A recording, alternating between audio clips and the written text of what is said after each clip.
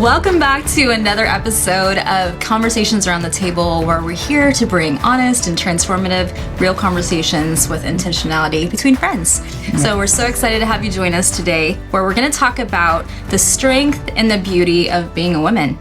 And I think even in today's culture where there's so much confusion between, between the genders, like what does that even look like? And why should we as women show up and be who God made us to be? Wow. Because that's who he made us. He created us in his image. He created us in his likeness.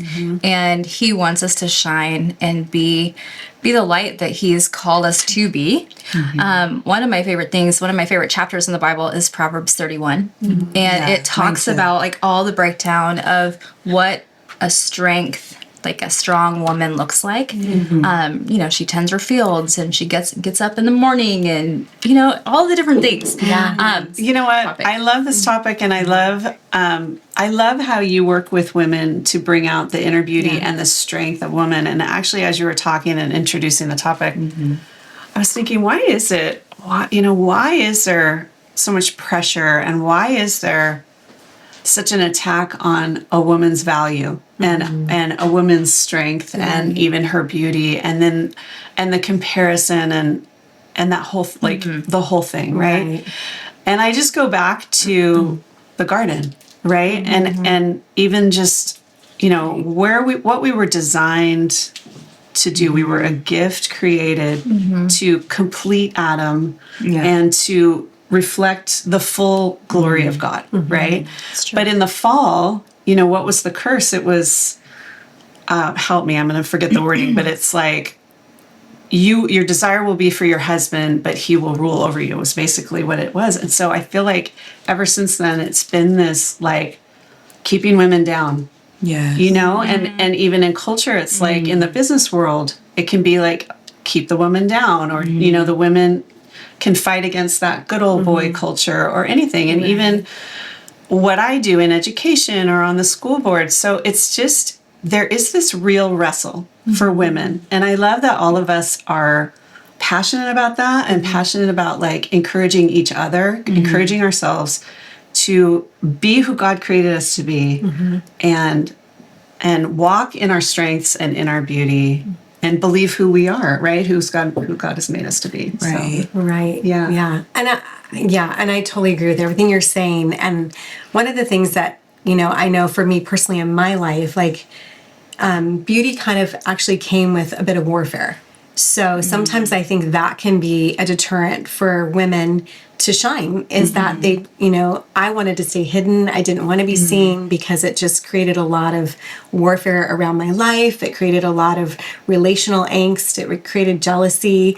So I think that also can be a trigger for women to say, I'd rather stay in the background. I'd rather not shine and be out in the forefront and really step into that place of beauty and strength, because there's something that comes at me when that happens. So it can tend to want us to minimize who we are in those spaces of beauty and strength. And so, I think we all have talked about this a little bit and just have agreed that like, hey, we're not going to let each other do that. That we want to really go after this thing that tends to be really around women in general, like, and not all women, but it really is the thing that kind of comes after women, to shut them down, to keep them kind of pulled in and also sometimes isolated from others and other women because of that thing that comes at them, right? So can I add to that a little bit? Absolutely.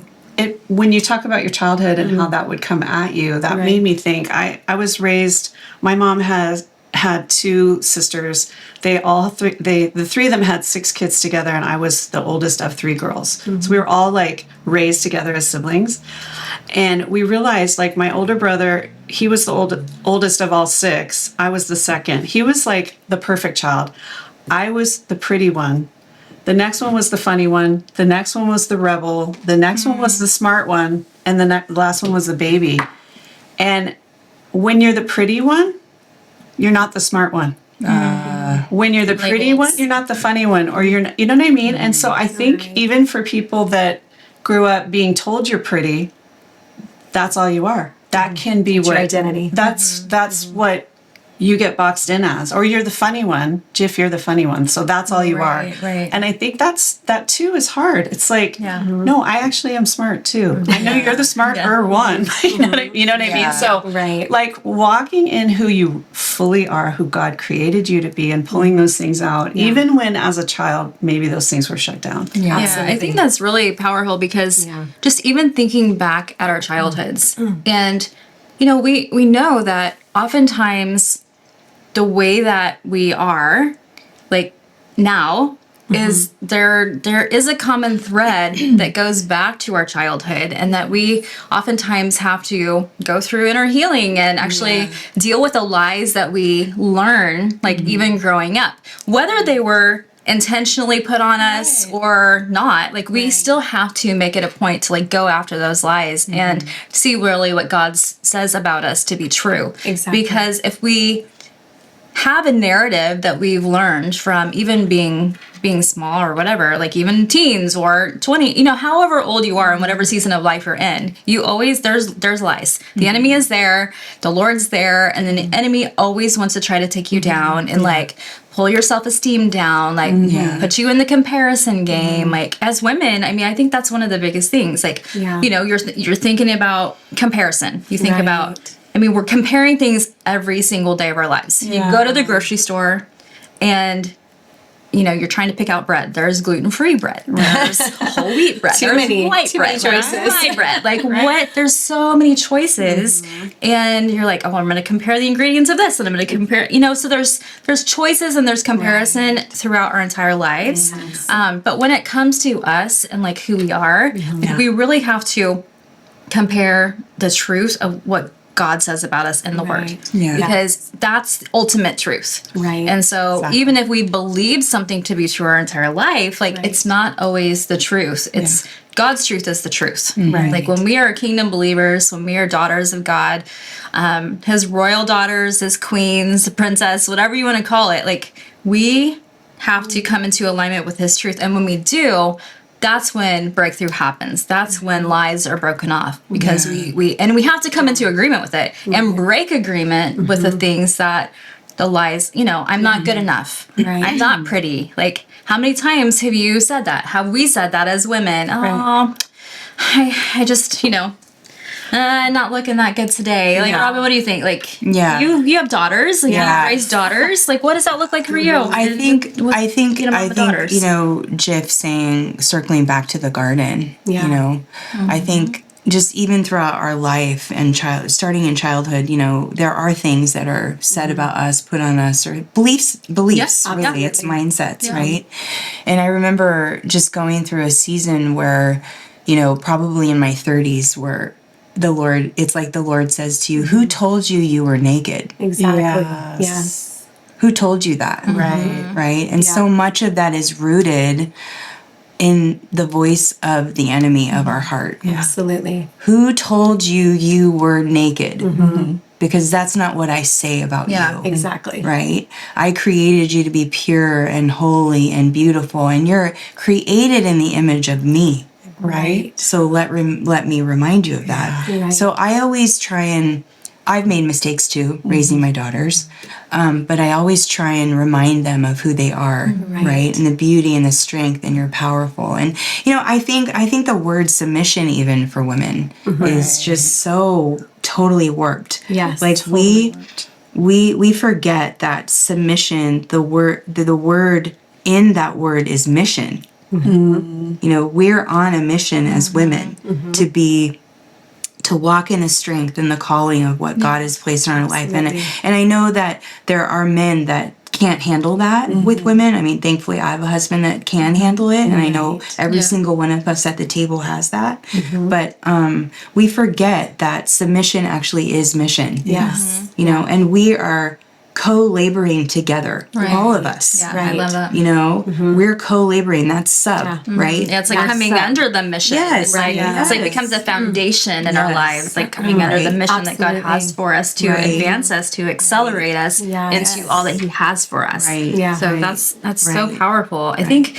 one of the things too, just coming to my mind was, we all have our stories, right? And one, I remember just growing up, I actually had a bike accident when I was little. Yeah. And I think one of the strengths of being a woman is being vulnerable and learning how to be vulnerable and go beyond surface level, because what happens when you're vulnerable, it creates this vortex of vulnerability and truth it's truth, right? So it's like when truth is welcome, then there's power and there's an invitation for God to take us deeper, to bring a greater level of healing so that he can demonstrate his love and power in and through us. Right. And so I was thinking about this, like for years and years, I grew up into my probably 30s, honestly. I mean, I'm getting ready to celebrate my big 50th birthday, like in a couple of weeks. I'm excited. Like, whoa, that's like happening. But just thinking about like in my 30s, the Lord just brought me back to this story, and I covered my mouth. When I would smile, when I would laugh, wow. I literally covered my mouth since I was little. Because what happened is I had a bike accident when I was little, and right after I got my 2 front teeth in, I knocked my front tooth out. And it was a permanent tooth. So it's like I lived with this hole in my mouth until I was married, till after I was married. And so I had to have this little like retainer in there, and it had a little flipper tooth on it. And I just was always, I hated my smile. Like I would cover, anytime I would laugh, I would cover my face. Like you would always see me like, I just always would cover it. And then one day I was laughing with some friends, and somebody took a photo of us laughing.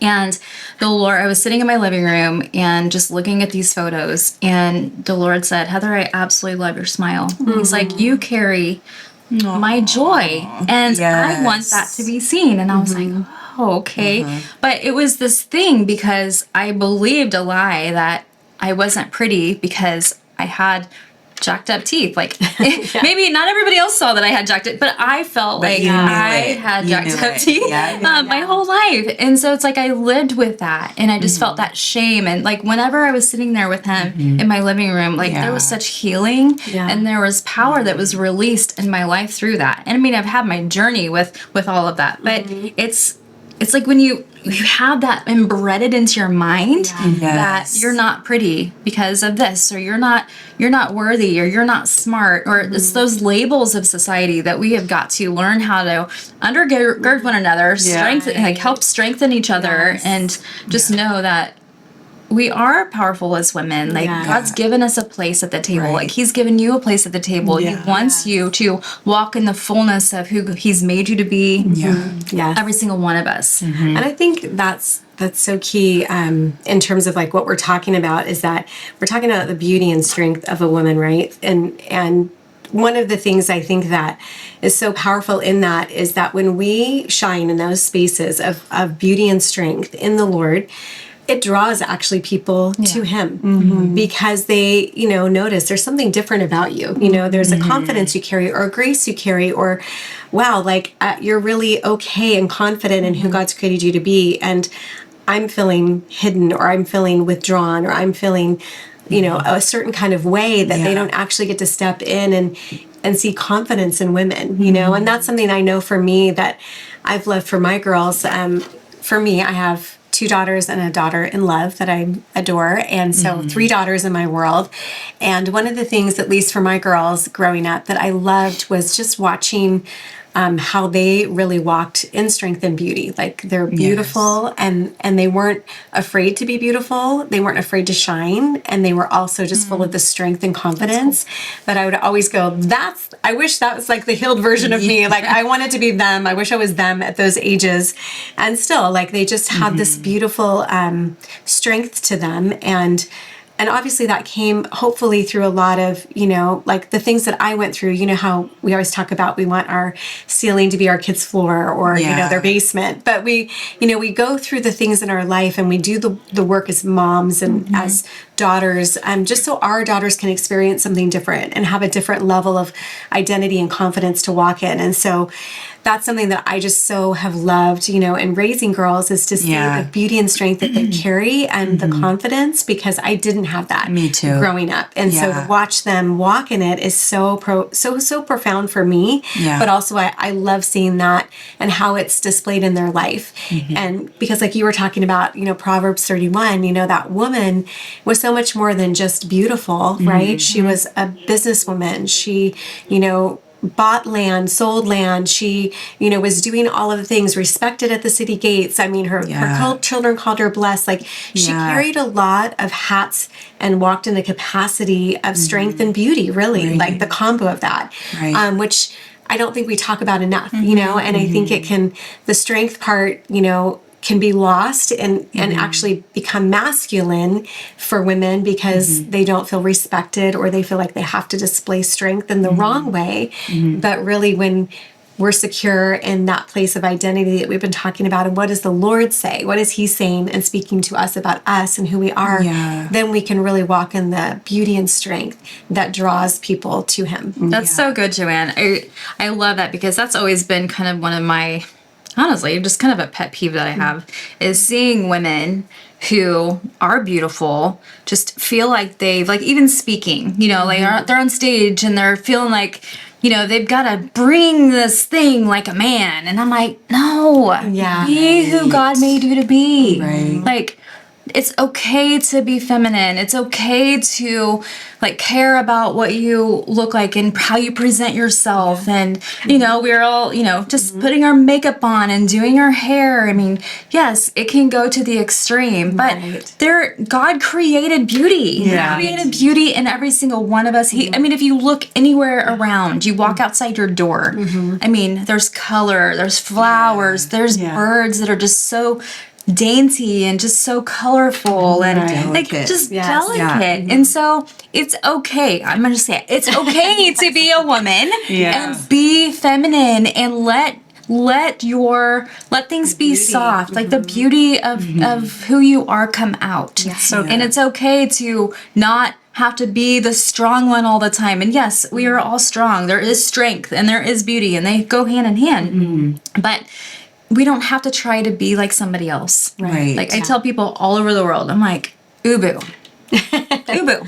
You be you. Because there's strength and power when you are fully who you are, walking in there's a glory there. It's like we grow in the Lord from glory to glory. And I feel like that way with beauty as well. It's like God wants us to show up and be who we are. And be able to, accentuate who we are. And I don't know. And that's the problem when we let a lie that we've believed from childhood shut us down. Is that God created us to be these complex, amazing, beautiful, strong, purposeful women. And if we let a lie shut that down, we are not showing up in the fullness of who we are. And God needs all of us to show up in the fullness of who we are.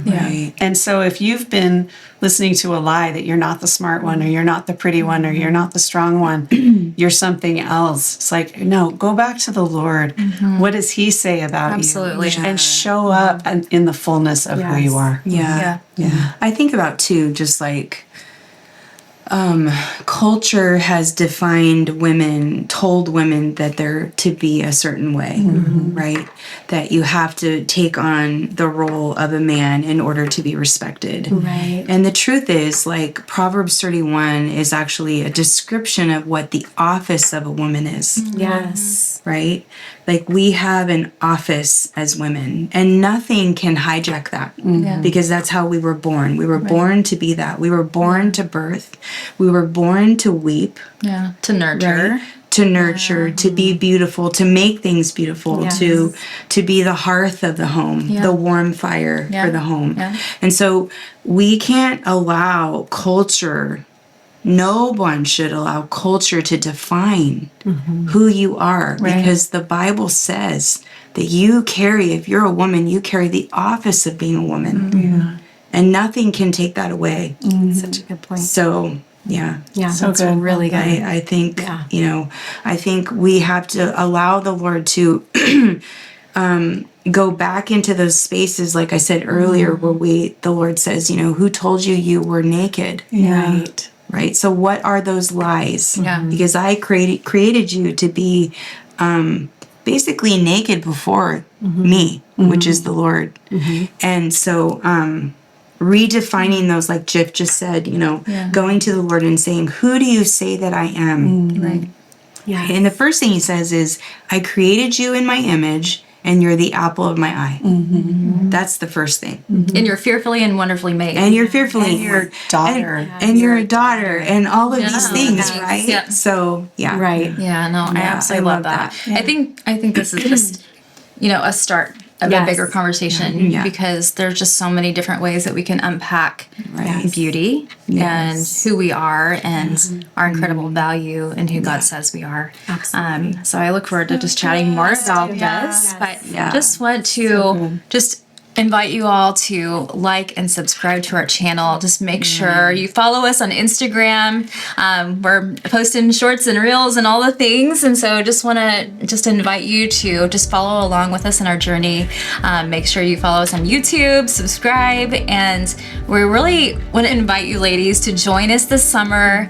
We're going to be doing a gathering and it's going to be the first of our many events to come. Yes. And just want to have you guys go on our website, aroundthetableinc.com, and you can register there, sign up, fly in, drive in, join us. Yes. We're super excited about it. So just wanted to say thank you for being with us today, and we look forward to having you around the table for our next conversation. Yes. Have a great day.